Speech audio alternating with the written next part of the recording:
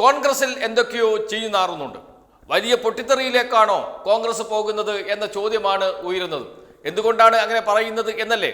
കോൺഗ്രസിന്റെ ഏറ്റവും പ്രധാനപ്പെട്ട പരിപാടി നടന്നുകൊണ്ടിരിക്കുന്നു.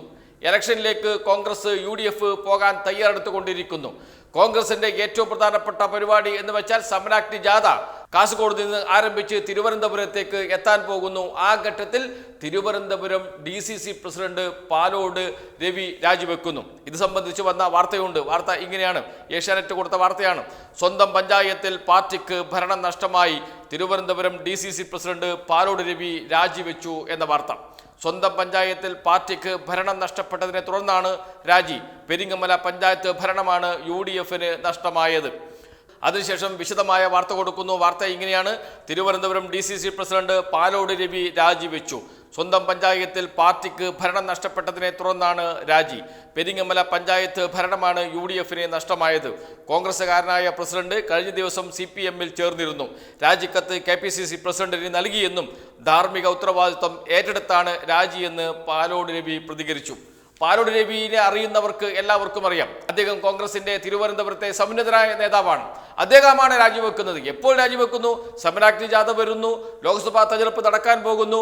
അതിന് തൊട്ട് മുന്നിൽ DCC പ്രസിഡന്റ് തന്നെ രാജിവെച്ചു പോകുന്നു എന്ന് വെച്ചാൽ രണ്ട് ലോക്സഭാ മണ്ഡലങ്ങളുടെ മണ്ഡലങ്ങളുടെ പ്രവർത്തനങ്ങളുടെ ചുക്കാൻ പിടിക്കേണ്ട വ്യക്തിയാണ് രാജിവെച്ചു പോകുന്നത്. അത് എന്തിന്? കേവലം ഒരു പഞ്ചായത്ത് ഭരണം നഷ്ടപ്പെട്ടതിന്. അത് ശരിയാണോ എന്ന് ചിന്തിച്ചു നോക്കൂ. അത് ശരിയല്ല, അതല്ല പ്രശ്നം. അതിന് പിറകിൽ ചില കാര്യങ്ങളുണ്ട് എന്നാണ് കോൺഗ്രസിനകത്ത് നിന്ന് തന്നെ കേൾക്കുന്ന വാർത്തകൾ. DCC പ്രസിഡന്റുമാർക്കും അതോടൊപ്പം തന്നെ ബ്ലോക്ക് പ്രസിഡന്റുമാർക്കും വലിയ സമ്മർദ്ദമാണ് KPCC പ്രസിഡന്റ് നൽകുന്നത് എന്ന സൂചനകൾ ഇതിനു മുമ്പ് തന്നെ പുറത്തു വന്നിരുന്നു. എന്തിനാണ്?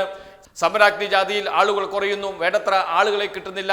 അതുകൊണ്ട് ബ്ലോക്ക് പ്രസിഡന്റുമാരിൽ ബൂത്ത് പ്രസിഡന്റുമാരിലൊക്കെ വൻ സമ്മർദ്ദം ചെലുത്തി പരമാവധി ആളുകളെ എത്തിക്കണം. അതോടൊപ്പം ഇത്ര പണം പിരിച്ച് നൽകണമെന്ന നിർദ്ദേശവും നൽകിയിട്ടുണ്ട് ബ്ലോക്ക് പ്രസിഡന്റുമാർക്ക്. ആ പണം പിരിക്കാൻ കോൺഗ്രസിന് കഴിയുന്നില്ല. ആരും കോൺഗ്രസിന് പൈസ കൊടുക്കുന്നില്ല. പൈസ കൊടുത്താൽ തന്നെ അത് മേൽത്തട്ടിലേക്ക് എത്തുന്നില്ല. അങ്ങനെ ഒരു ഗതികെട്ട അവസ്ഥയിലാണ് കോൺഗ്രസ്.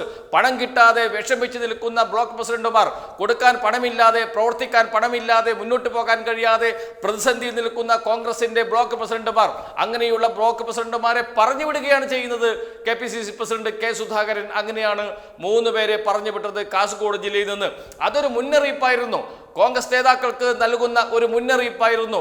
ജാഥ നന്നായി നടത്തിയില്ലെങ്കിൽ, ആവശ്യത്തിനുള്ള പണം പിരിച്ചു തന്നില്ലെങ്കിൽ നിങ്ങളൊന്നും ആ കസേരയിൽ ഇരിക്കില്ല എന്ന കോൺഗ്രസിന്റെ KPCCയുടെ നിലപാട് വിളിച്ചു പറയുന്നതായിരുന്നു ആ നടപടി എന്ന് പറയാതിരിക്കാൻ കഴിയില്ല.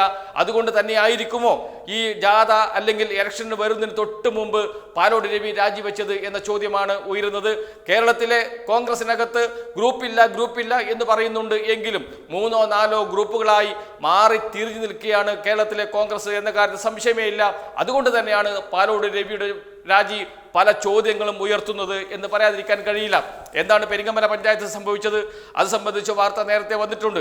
ആ വാർത്ത ഇങ്ങനെയാണ്, പെരിങ്ങമല പഞ്ചായത്ത് പ്രസിഡന്റും അംഗങ്ങളും കോൺഗ്രസ് വിട്ടു. പഞ്ചായത്ത് പ്രസിഡന്റും DCC അംഗവുമായ ഷിനു മടത്തറ, പഞ്ചായത്ത് അംഗങ്ങളായ കലയപുരം അൻസാരി, ഷഹനാസ്, കോൺഗ്രസ് ബ്ലോക്ക് ഭാരവാഹി ഷാനു ഇലവുപാലത്ത് എന്നിവരാണ് CPIMുമായി സഹകരിച്ച് പ്രവർത്തിക്കാൻ തീരുമാനിച്ചത് എന്ന വാർത്തയാണ് പുറത്തു വന്നിരിക്കുന്നത്. അതുമാത്രമല്ല, CPIMന്റെ ജില്ലാ സെക്രട്ടറി B ജോയ് അവരെ ചുവപ്പ് ഷാളണിയിച്ച് CPIMലേക്ക് സ്വീകരിക്കുന്നതും കഴിഞ്ഞ ദിവസം നാം കണ്ടു. ആ ദൃശ്യങ്ങളും ഫോട്ടോകളും ചിലപ്പോൾ പ്രേക്ഷകർ കണ്ടിരിക്കും, അല്ലെങ്കിൽ ഇപ്പോൾ കാണാൻ കഴിയും. വാർത്ത ഇങ്ങനെയാണ്, UDF ഭരിക്കുന്ന പെരിങ്ങമല പഞ്ചായത്തിലെ പ്രസിഡന്റും അംഗങ്ങളും ഉൾപ്പെടെയുള്ളവർ കോൺഗ്രസ് വിട്ട് CPMനൊപ്പം സഹകരിച്ച് പ്രവർത്തിക്കാൻ തീരുമാനിച്ചു. പഞ്ചായത്ത് പ്രസിഡന്റും DCC അംഗവുമായ ഷിനു മടത്തറ, പഞ്ചായത്ത് അംഗങ്ങളായ കലയപുരം അൻസാരി, M ഷഹനാസ് എന്നിവരാണ് CPMനൊപ്പം ചേർന്നത്. ഇതോടെ UDFന് പഞ്ചായത്ത് ഭരണം നഷ്ടമായി.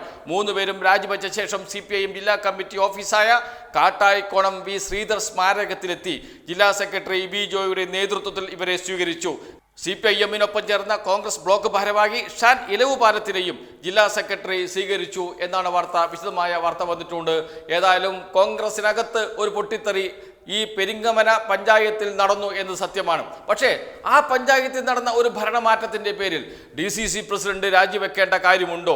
അത് അദ്ദേഹത്തിന്റെ പാലോട് രവിയുടെ നാടാണ് എന്നാണ് പറയുന്നത്.